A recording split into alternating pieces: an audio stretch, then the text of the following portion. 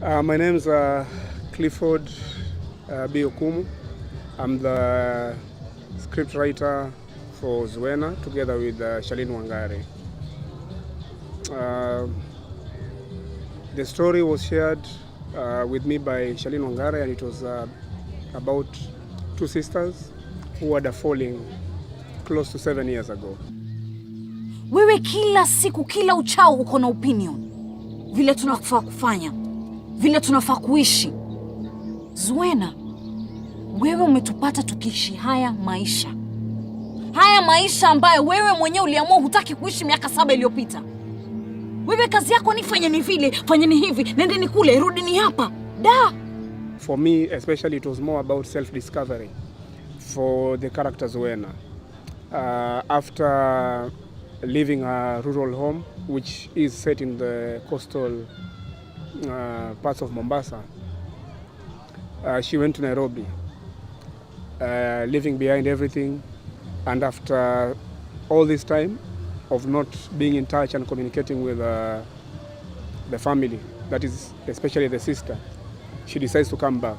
And that is the beginning of the story, because we learn so much of what happened in the past, how it has influenced the relationship between herself and the sister Adija, how that past has brought some sort of bad blood between them.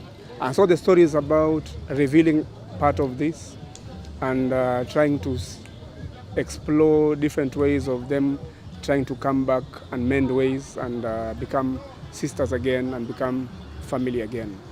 And of course, in between all this, there is Ayub,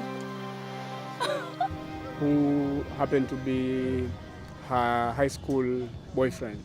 When she left, Ayub was also left in the dark. She did not know what happened to ZUENA until when she returned 7 years later. Hivi, mbona ulienda miaka hiyo yote? Hata simu. Ayub. Wajua ulipotoweka miaka 8 iliyopita nilizurura kutafuta kila pembe ya kijiji na hata mjini. Kisha miezi 7 baadaye nikasikia ulirudi. It is also a moment of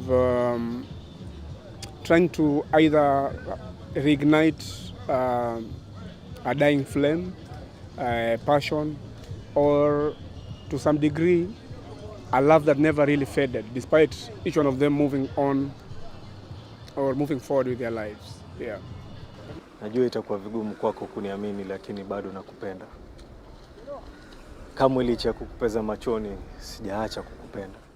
When Shalin shared the story for me, it was very interesting, and I just went on, to start writing, because having lived, born and raised in the coast region, in Mombasa particularly, it was easy for me to relate with a lot of the things that are going on, the Swahili culture, and even the taboos.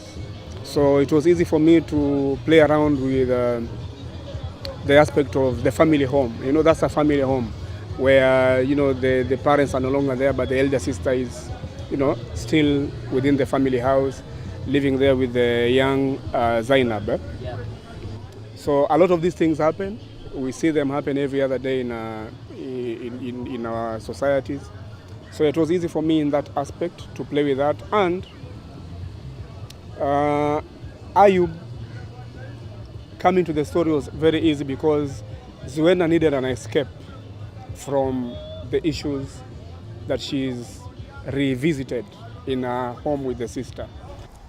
Nataka rafiki. Rafiki tu? Rafiki wa dhati. Rafiki wa dhati tu? And it was easy for us to play around with quote-unquote lost love and how they are dealing with that issue of not being together, wanting to be together for some reason, but everything doesn't allow them really to be together. Ulioa? Lini? Nani? Quite a number of favorite scenes, including the one that ZUENA for the first time meets the friend. ZUENA? Karibu nani? Asante, lakini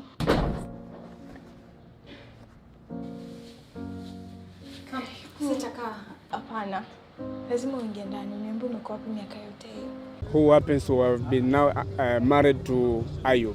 So that for me was one of the interesting scenes, how awkward that feels, how she actually confirms.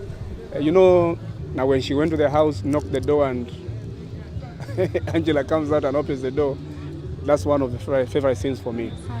Yeah, anakaa babake sana. Wacha nikakutengeneza chai. Sitakaa. Mbona na ndo umefika sasa? Namtafuta Ayu.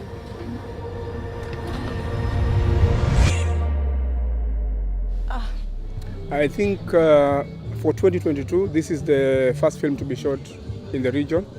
It is not entirely a Mombasa production, but being shot in Mombasa with crew largely and cast from Mombasa, it to some degree gives a boost to the young filmmakers who are in Mombasa.